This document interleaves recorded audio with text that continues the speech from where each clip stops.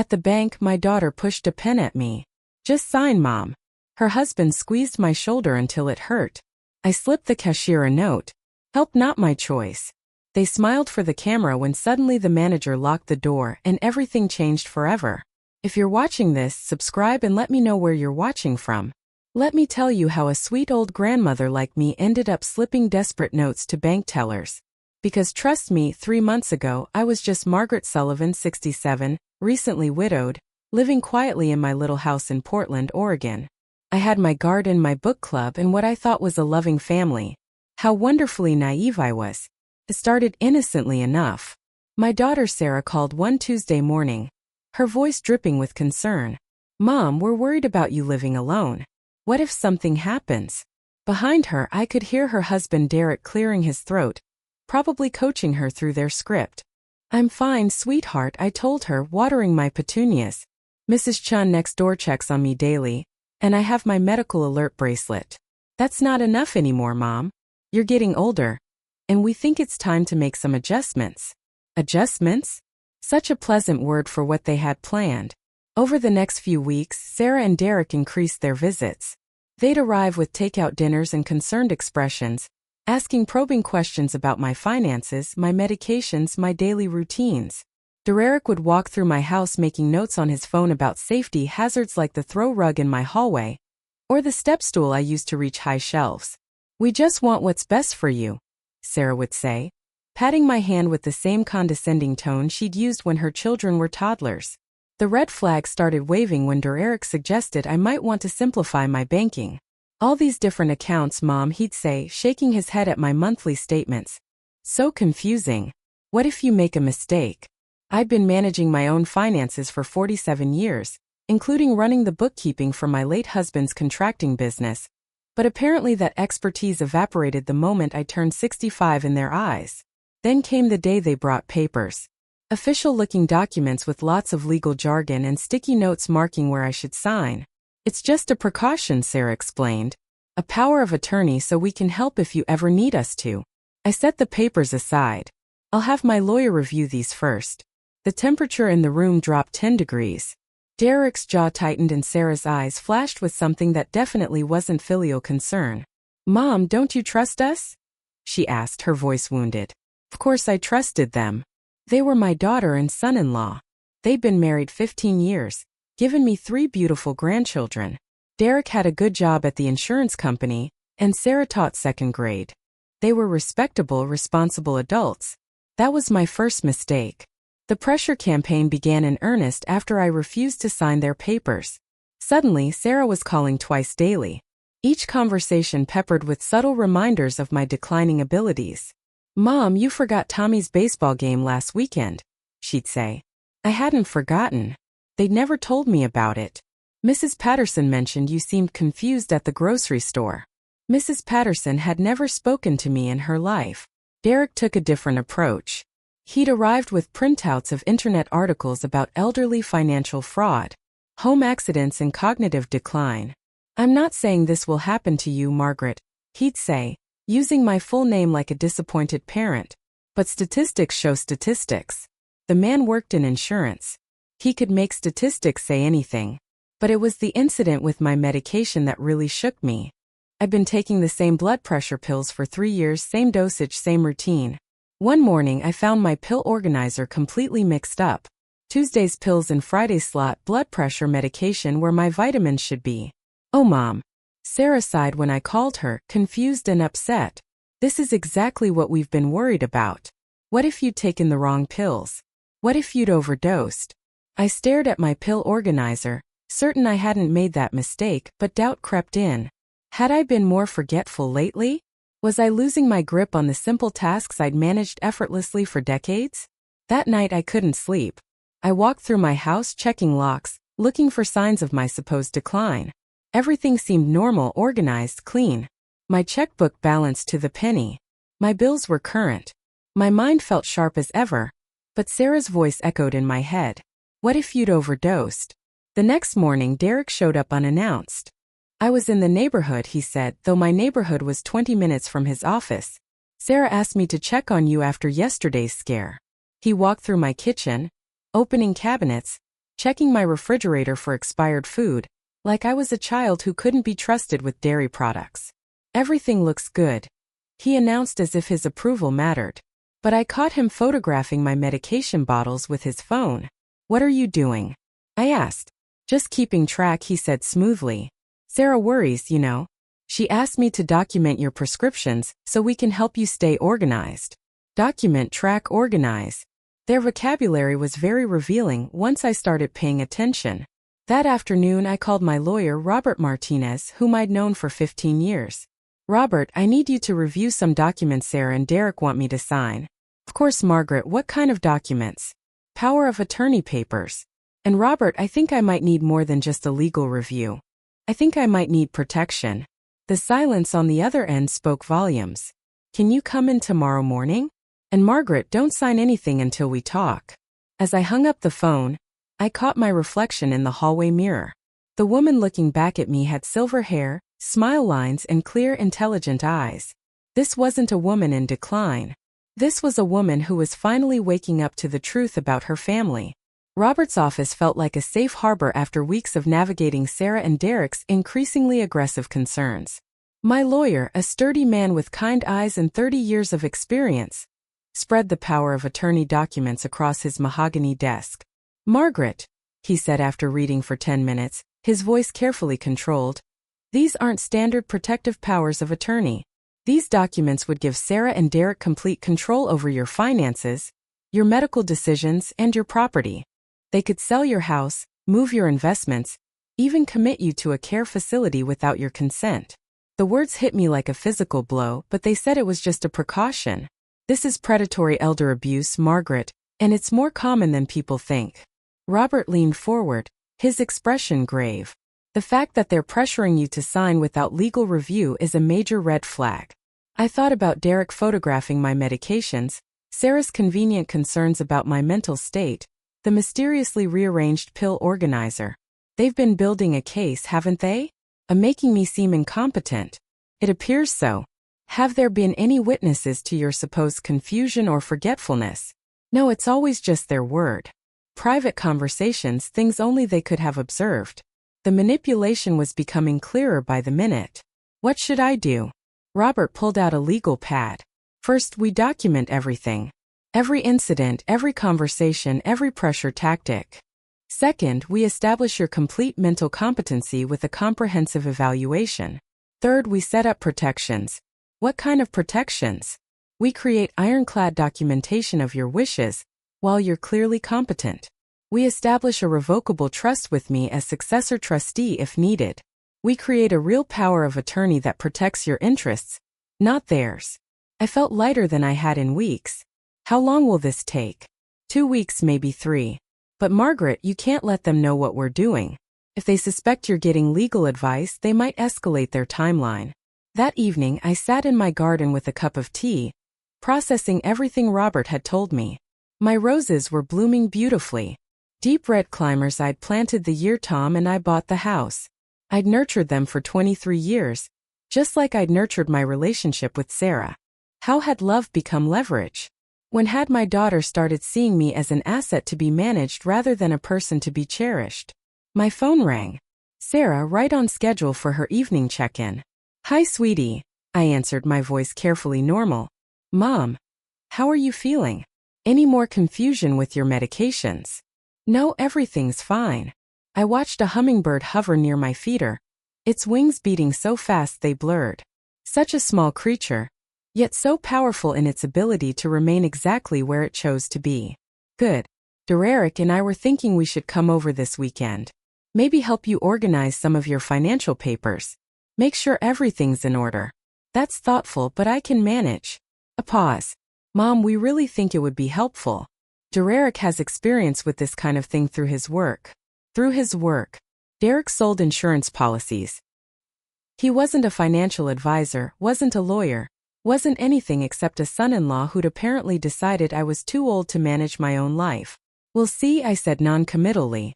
"Actually, we've already planned to come Saturday morning. I'll bring bagels." Not asked. Planned. They were coming whether I wanted them or not. And Sarah was packaging it as a treat. bagels to soften the blow of whatever new manipulation they had planned. Sarah, I said quietly, I need to ask you something. Do you think I'm losing my mind? Oh, Mom, no. We just think you need support. Everyone does as they get older. Everyone. Not me specifically, just everyone my age. I was becoming a stereotype to my own daughter, not a person with individual capabilities and needs. I love you, sweetheart. I said and meant it despite everything. I love you too, Mom. We'll see you Saturday. After I hung up, I called Robert's emergency number. They're coming Saturday. I think whatever they're planning, it's about to happen. Saturday morning arrived with the kind of crisp autumn clarity that makes everything seem possible. I'd spent Friday evening following Robert's instructions, gathering every financial document I owned and storing them in my bedroom safe. If Sarah and Derek wanted to see my papers, they'd see only what I chose to show them. They arrived at 9 a.m. sharp. Sarah carrying a bag of bagels and Derek armed with a leather portfolio that looked far too official for a casual family visit. My grandchildren Emma, 12, and the twins Jake and Josh, 9, tumbled out of their SUV and ran to hug me. Grandma, can we pick apples from your tree? Emma asked, her eyes bright with excitement. Of course, sweetheart. The Honeycrisp should be perfect right now. As the kids scattered to my backyard, Sarah and Derek followed me into the kitchen. Derek set his portfolio on my dining table with the gravity of a man conducting important business. Mom, we brought those papers again, Sarah said, unwrapping the bagels. We really think you should reconsider. I poured coffee, my hands steady despite my racing heart. I told you I want my lawyer to review them first. Derek's smile was patient, condescending. Margaret, lawyers are expensive and honestly these are standard forms. I reviewed them through my company's legal department. His company's legal department. The same people who wrote insurance policies designed to pay out as little as possible. I almost laughed at the audacity. Even so, I prefer to wait. Sarah and Derek exchanged one of their looks, the kind married couples develop to communicate without words. Derek opened his portfolio and spread new documents across my table. Actually, we've brought something different today, he said. Banking forms to add our names to your accounts just as backup signatories. I sat down slowly studying the papers. Joint account holders, not backup signatories. The difference was crucial. Joint holders could access my accounts independently without my permission, or even my knowledge. Why would you need access to my accounts? I asked. In case of emergency, Sarah said quickly. What if you're hospitalized and bills need to be paid? I have online banking and autopay for all my bills. But what if something happens to you? Derek pressed. What if you have a stroke or an accident and can't communicate? We'd need to handle your finances. The what-ifs were piling up like storm clouds. What if? What if? What if? Every question designed to make me feel vulnerable, unprepared, dependent. These forms require notarization, I observed. We thought of that, Derek said, pulling out his phone. My friend Mike is a notary. He's meeting us at First National Bank at 11 a.m. They'd planned this entire scenario without consulting me. The bank meeting, the notary, the timing, everything orchestrated to make resistance difficult. And if I don't want to do this, Sarah's expression crumpled. Mom, please don't make this harder than it has to be. We're trying to help you harder than it had to be. As if my reluctance to hand over my financial independence was merely stubborn inconvenience. I need to think about it, I said. There's nothing to think about, Derek said, his patience wearing thin. It's basic financial planning. Every responsible parent does this responsible. The word stung because it questioned not just my judgment, but my love for my family. A responsible mother would trust her daughter, would make things easier for everyone, would stop being so difficult. Outside, I could hear my grandchildren laughing as they picked apples, their joy echoing through my kitchen windows. For them, this was just a fun Saturday at Grandma's house. They had no idea their parents were systematically dismantling my autonomy piece by piece. Okay, I heard myself say, we can go to the bank. The relief on their faces was immediate and telling. They'd been prepared for more resistance, more arguments. My capitulation was almost disappointing in its ease. Great. Sarah jumped up to hug me. You'll see, Mom. This will make everything so much simpler. As I gathered my purse and identification, I caught sight of myself in the hallway mirror again. The woman looking back still had intelligent eyes. But now they held something new. Not defeat, determination. Let them think they'd won. Let them underestimate the woman who'd raised a daughter and built a life. They were about to learn that simplicity was the last thing they'd achieved. The drive to First National Bank felt like a funeral procession with me as the guest of honor at my own financial burial. I sat in the backseat of Derek's SUV, watching familiar neighborhoods blur past while Sarah chattered nervously about the weather, the traffic, anything except what we were actually doing. Derek's friend Mike was waiting in the bank lobby, a thin man in an expensive suit with the predatory smile of someone accustomed to witnessing people sign away their security. He shook my hand with practiced warmth. "Mrs. Sullivan, Derek's told me so much about you. This is just a formality." "Really? Standard banking procedure." "Standard for whom?" I wondered but kept the question to myself. The bank manager, a serious woman named Patricia Chan, led us to a private office. "Now then," she said, reviewing the paperwork Derek had prepared. "You want to add joint account holders to all of Mrs. Sullivan's accounts?" "That's right," Derek answered before I could speak. "For emergency purposes." Patricia looked at me directly. "Mrs. Sullivan, do you understand that joint account holders have full access to withdraw funds, make transfers, and close accounts without your permission?" "She understands," Sarah interjected quickly. "We've explained everything," but Patricia kept her eyes on me. "I need to hear from Mrs. Sullivan directly. Ma'am, are you comfortable giving these individuals complete control over your finances?" This was my moment. I could speak up, tell them I'd changed my mind, walk away from this charade. But I looked at Sarah's expectant face, at Derek's confident smile, at the notary checking his watch, and I realized something important. They needed me to seem confused, reluctant, possibly incompetent to justify what they were doing. If I appeared too decisive, too aware, it would undermine their narrative. Better to let them proceed and document their behavior. "I suppose it's necessary," I said, deliberately sounding uncertain. Patricia frowned slightly. "Mrs. Sullivan, you don't sound entirely sure. Perhaps you'd like more time to consider." No, Derek said quickly. "She's just tired. It's been a stressful morning." I pulled out a small piece of paper and wrote quickly, "Help. Not my choice." I folded it and slipped it to Patricia when Derek was distracted by his phone. Patricia read the note, her expression carefully neutral. "Mr. and Mrs. Johnson," she said, "would you mind stepping outside for a moment? I need to complete some verification procedures with Mrs. Sullivan privately." Derek's eyes narrowed. "What kind of verification?" "Standard banking protocol when significant account changes are being made. It'll just take a few minutes." Sarah looked worried. "Mom, you'll be okay." "I'll be fine," I said, my voice stronger now that help might be coming. As soon as the door closed, Patricia leaned forward. "Mrs. Sullivan, your note suggests you're being coerced. Is that accurate?" "Yes," I said, relief flooding through me. "They've been pressuring me for weeks. I didn't want to come here today." Patricia nodded. "I'm required to report suspected financial elder abuse. Would you like me to do that?" "Yes, but they can't know yet. I'm working with my lawyer to protect myself, but I need more time." "Understood. Here's what we're going to do." Patricia pulled out a different set of forms. "We're going to set up the joint accounts as requested, but with special monitoring flags that will alert me to any unusual activity. Meanwhile, I'm noting in your file that this was done under duress." She paused, studying me with sharp eyes. "Mrs. Sullivan, you seem completely competent to me. Why are they doing this?" "Because they think I'm old and stupid and in their way," I said, surprised by my own bitterness. "My daughter used to love me.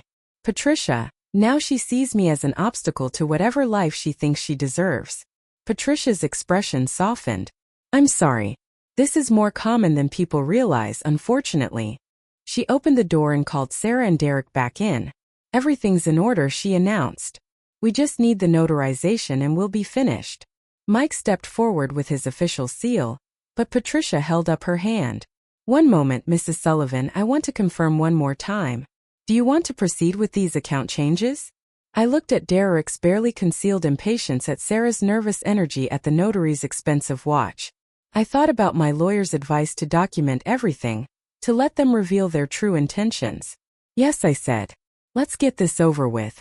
But as Mike prepared his notary seal, Patricia discreetly positioned her phone to record the signing. Evidence, I realized. She was helping me gather evidence of their coercion. Derek squeezed my shoulder hard enough to hurt and smiled for Patricia's camera. There we go, Mom. All finished. Now we can take better care of you. Take care of me or take care of my money. As we prepared to leave, Patricia handed me her business card. Mrs. Sullivan, please call me if you have any questions about your accounts, any questions at all. I tucked the card into my purse, knowing I'd be calling her very soon. The ride home was jubilant for Sarah and Derek. They chatted about how much easier things would be now, how I wouldn't have to worry about complicated financial decisions anymore. I sat in the back seat silent, watching them celebrate what they clearly saw as a victory. Mom, you're so quiet, Sarah said as Derek pulled into my driveway. Are you okay? Just tired, I replied, which wasn't entirely a lie. The emotional weight of what had just happened was exhausting. Well, you can rest easy now, Derek said with satisfaction. We'll handle everything from here. Handle everything. The phrase sent chills through me. They weren't offering help. They were announcing a takeover. As they gathered the children and prepared to leave, Sarah hugged me tightly. I'm so proud of you for doing this, Mom. It shows real wisdom. Wisdom. She was reframing my coercion as wisdom, my capitulation as maturity. The psychological manipulation was almost artistic in its completeness. After they left, I sat in my kitchen with a cup of tea, staring at the pile of financial documents they'd insisted I sign. Every page represented a piece of my independence surrendered. Every signature a step closer to becoming exactly what they wanted. A manageable elderly woman who no longer inconvenienced them with opinions or autonomy. But they'd made a crucial mistake. They'd assumed I was as naive as I appeared. I pulled out my phone and called Patricia Chen. Patricia, it's Margaret Sullivan. I wanted to thank you for your help today. Of course. How are you feeling about everything? Honestly, like I just watched my own daughter steal my life. The words came out more bitter than I had intended. Margaret, you still have options. The monitoring on your accounts will catch any unauthorized activity, and your lawyer can help you reverse these changes. How long do I have? Legally, as long as you're competent, you can revoke their access at any time. But if they're planning to have you declared incompetent, the unfinished thought hung between us. If they succeeded in having me declared mentally unfit, everything I'd signed today would become permanent. I need to move faster, I realized. Be careful, Margaret. People who've gone this far usually don't stop voluntarily. After hanging up, I called Robert Martinez. Robert, it's Margaret. They got me to the bank. I signed the papers. Margaret, no. Why didn't you call me? Because I needed to document their coercion. Patricia Chan at First National recorded everything. She's flagging my accounts and filing a report. A pause. You're braver than I gave you credit for and smarter. But Margaret, you've just given them access to your money. They could clean out your accounts tonight. Then I need to move my assets somewhere safe tonight. I'll start the paperwork immediately. Can you come in first thing Monday morning? I'll be there. That evening, I sat in my garden as the sun set behind my apple trees. The children had left a few apples scattered on the ground, and I thought about how perfect they'd looked hanging on the branches just hours ago. Now they were bruised, discarded, forgotten. My phone buzzed with a text from Sarah. Thanks for today, Mom. You made the right choice. Love you, love. Did she even know what the word meant anymore? Love wasn't manipulation disguised as concern. Love wasn't forcing someone to surrender their dignity for your convenience. Love wasn't laughing at your mother's distress while calling it help, but I wasn't beaten yet. Not by a long shot.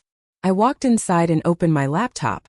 If Sarah and Derek wanted to play games with a helpless old lady, they were in for quite a surprise. Because this helpless old lady had just spent 47 years managing finances, reading contracts, and spotting liars from a mile away. They'd gotten access to my accounts, but they'd also given me something invaluable. Documented proof of their intentions. Patricia's recording, the bank's elder abuse report, Robert's legal protections, all of it was building towards something they couldn't imagine. Tomorrow the real game would begin, and this time I'd be playing by my own rules. Monday morning couldn't come fast enough. I was at Robert's office by 8 a.m. sharp, armed with Patricia's business card and a burning determination to reclaim my life. My lawyer looked tired, like he'd spent the weekend working on my case. Margaret, I've been busy, he said, gesturing to a stack of documents on his desk. I've prepared emergency financial protections, but we need to move quickly. How are your accounts this morning? I pulled out my phone and checked my banking app.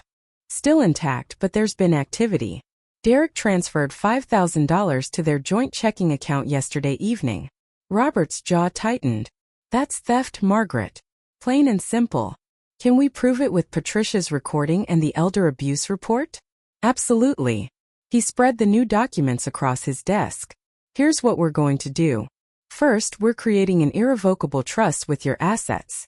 Second, we're establishing a new power of attorney that supersedes anything they might try to forge. Third, we're filing for a restraining order. A restraining order against my own daughter, Margaret. They've demonstrated they're willing to coerce you financially. The next step is often isolation. Cutting you off from friends, family, anyone who might question their actions. As if on cue, my phone rang. Sarah's number flashed on the screen. Don't answer, Robert advised.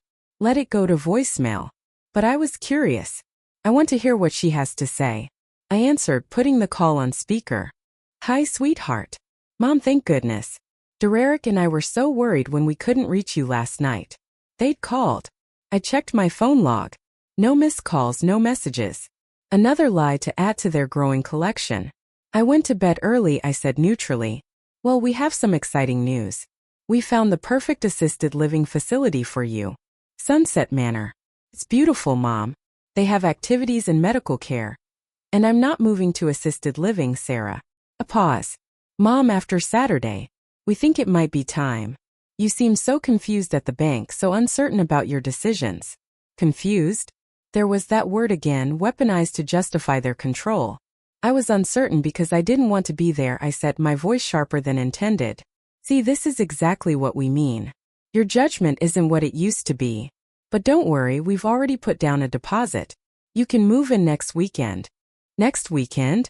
They'd planned my institutionalization without my consent using money they just gained access to from my own accounts. Sarah, I am not moving anywhere. Mom, please don't make this harder than it has to be. The decision's already made. The decision's already made. Not by me, of course. By them for me about my life. Robert was taking furious notes, recording every word of their presumption. I have to go, I said. I have an appointment. With who? Mom, you shouldn't be making important decisions alone anymore. I hung up without answering. Robert looked grim. They're accelerating their timeline. The assisted living facility gives them complete control. They can manage your finances, control your visitors, even your medical care. How long do we have based on what I just heard? Days, not weeks. By Wednesday, the harassment was relentless. Phone calls every 2 hours. Surprise visits from concerned relatives I hadn't spoken to in years. Even a visit from Sarah's pastor asking if I needed spiritual guidance about accepting help gracefully. The most insulting was Derek's sister Linda, who showed up Tuesday afternoon with a casserole and a rehearsed speech about family loyalty. Margaret, I know this is hard, she said, settling into my living room like she belonged there. But Sarah and Derek are doing what's best for everyone. Sunset Manor is lovely. My friend's mother lives there. And she's so much happier now that she doesn't have to worry about anything. Doesn't have to worry about anything. What a pleasant way to describe complete helplessness. Linda, I said carefully. Do you think I'm incompetent? She looked startled by the direct question. Of course not. You're just at a different stage of life now. It's natural to need more support. What if I told you I don't want their support? Well, sometimes we don't want what's best for us. That's why we need family to help us make good choices. The circular logic was breathtaking. I didn't want their help because I didn't need it, but my not wanting it proved I needed it, which justified them forcing it on me. That evening, Patricia Chun called me at home. Margaret, there's been significant activity on your accounts. They've transferred $15,000 to cover something called a facility deposit, and another $8,000 for care coordination fees. $23,000 gone without my permission for services. I didn't want to imprison me in an assisted living facility I'd never agreed to enter. Can you stop the transfers? Not legally. They're joint account holders now. But I can flag them as suspicious transactions given our abuse report. Patricia, they're planning to move me this weekend. Margaret, you need to get your money out of those accounts immediately tonight if possible. After she hung up, I sat staring at my phone. Robert had prepared the legal documents, but moving my assets would take time. Time I apparently didn't have. My doorbell rang. Through the peephole, I saw Derek standing on my porch with two men I didn't recognize. One carried a clipboard. The other looked like security. I didn't answer. They rang again, then began knocking. "Margaret," Derek called. "We know you're in there. We need to talk." After 10 minutes, they left. But I'd gotten the message. The friendly family pressure was over. Now came the intimidation. I called Robert immediately. They just showed up with strangers. Felt like a threat. "Margaret, pack a bag. You're staying at my guest house tonight. Tomorrow we execute everything we've planned." "Won't that look like I'm running away?" "No, it'll look like you're protecting yourself. There's a difference." Thursday morning at 10 a.m. I walked into First National Bank with Robert Patricia Chan, and a court order freezing all joint access to my accounts pending investigation of elder financial abuse. Derek and Sarah were already there looking confident and self-satisfied until they saw the paperwork. "What the hell is this?" Derek snarled, his careful facade finally dropping completely. "This," Robert said calmly, "is a restraining order preventing you from harassing Mrs. Sullivan. And this is a court order freezing the accounts you've been illegally accessing." Sarah's face went white. "Mom, what have you done?" "I've protected myself from thieves," I said, enjoying the shocked silence that followed. "Thieves?"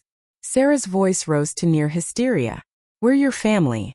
We were helping you. You stole $23,000 from my accounts without my permission to pay for an assisted living facility I never agreed to enter."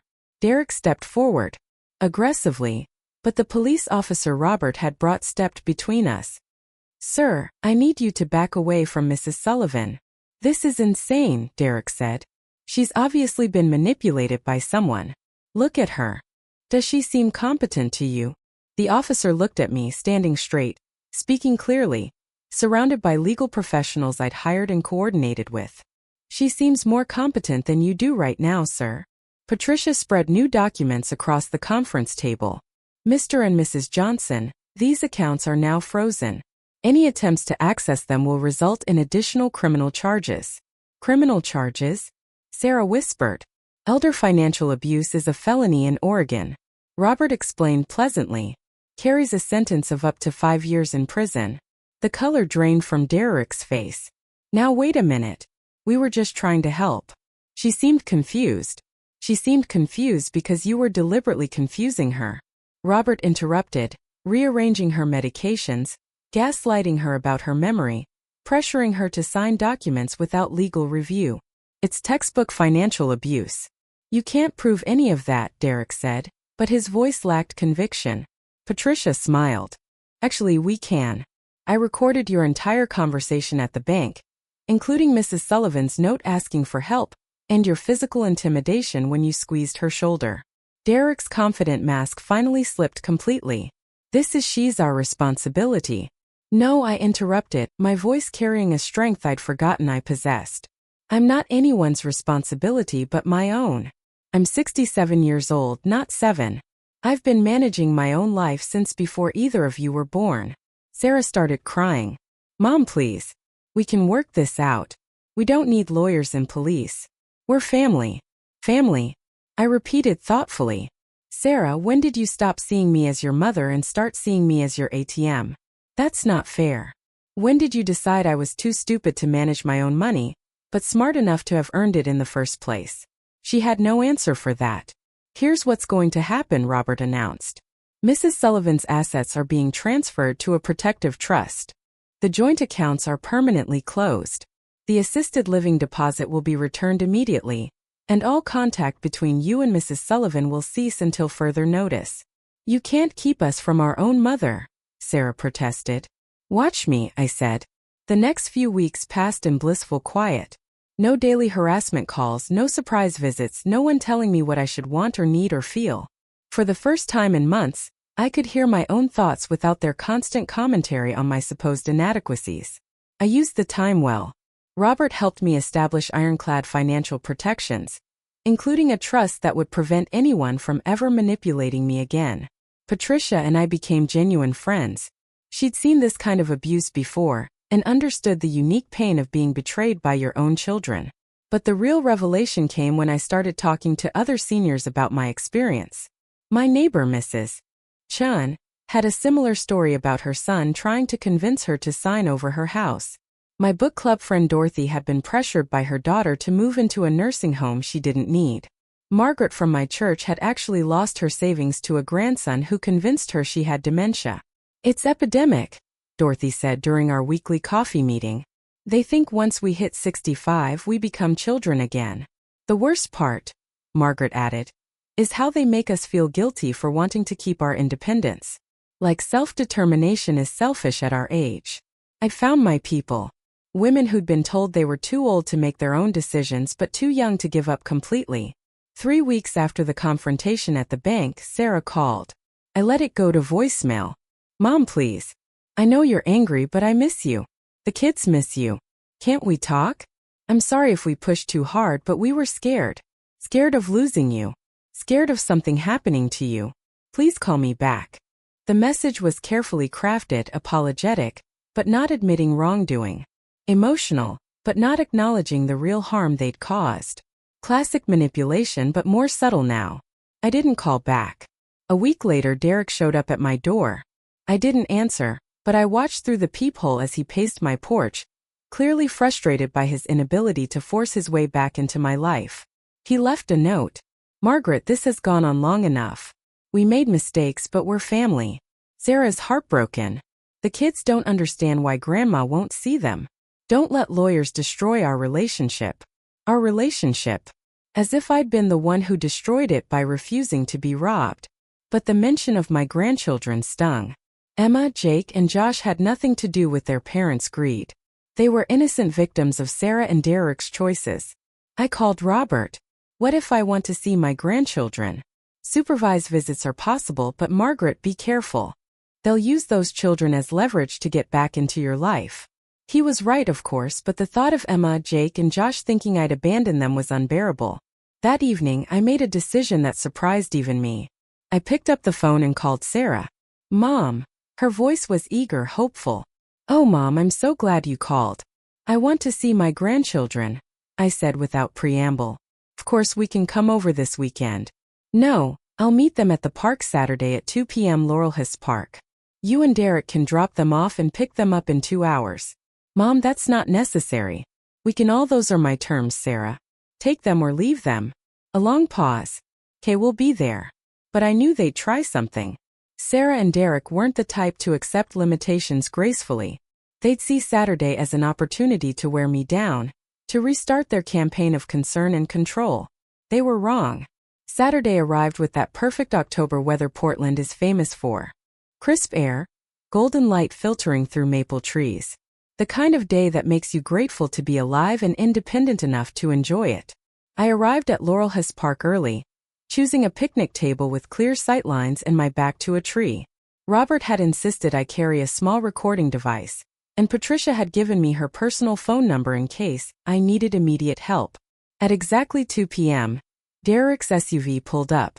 Emma, Jake, and Josh tumbled out and ran toward me with the pure joy of children who don't understand adult complications. Behind them, Sarah and Derek approached more cautiously.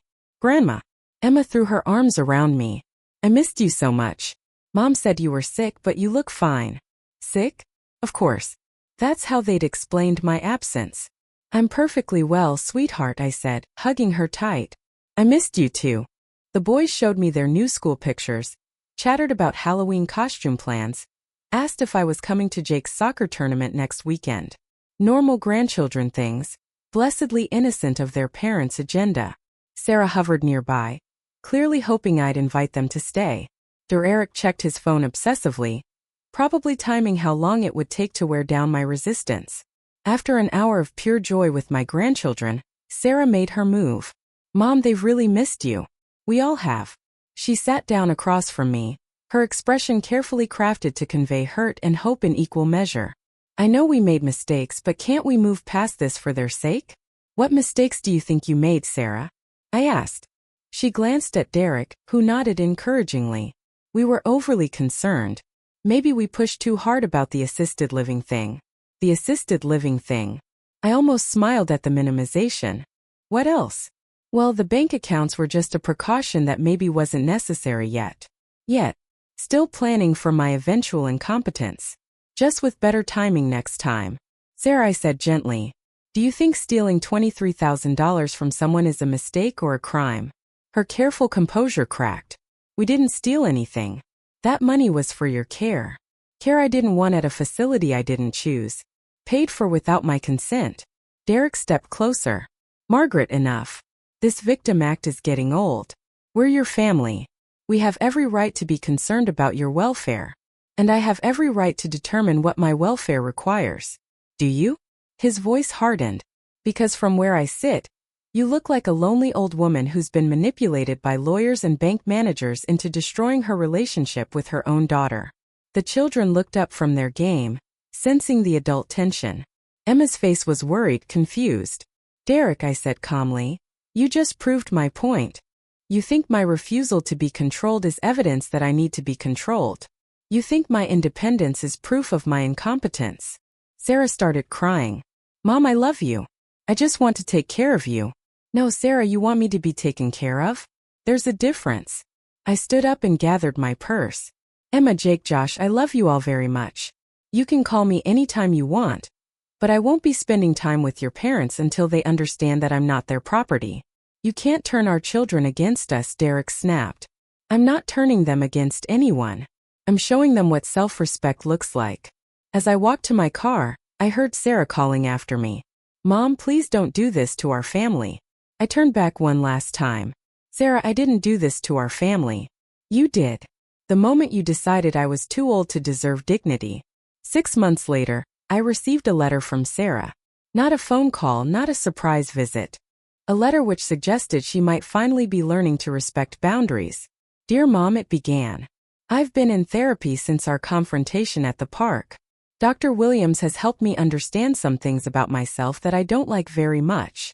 I think I was so scared of losing you the way we lost Dad that I tried to control everything, including you. I realize now that what I called love was actually fear and what I called care was actually control. The letter went on for 3 pages detailing her recognition of the manipulation, the financial abuse, the systematic undermining of my autonomy. She didn't make excuses, didn't ask for forgiveness, didn't demand reconciliation. She just acknowledged the truth. I don't expect you to trust me again, the letter concluded. I know I have to earn that if it's even possible. But I want you to know that I'm trying to become the daughter you deserve to have. Not the one who tried to make you into the mother I wanted you to be. I read the letter twice, then set it aside. Words were easy. Actions would tell the real story. But for the first time in a year, I felt something I thought was gone forever. Hope. Hope that my daughter might remember how to love me without trying to control me. Hope that my grandchildren might grow up understanding that age brings wisdom, not helplessness. And hope that other women facing what I'd faced might find the courage to say what I'd finally learned to say. No, I am not your burden, your problem, or your property. I am a human being with the right to determine my own life at any age. If you're watching this and you've been through something similar, I want you to know something important. You're not alone. You're not crazy. And you're not too old to fight back. Sometimes the people who claim to love us the most are the ones who understand us the least. But you know who you are.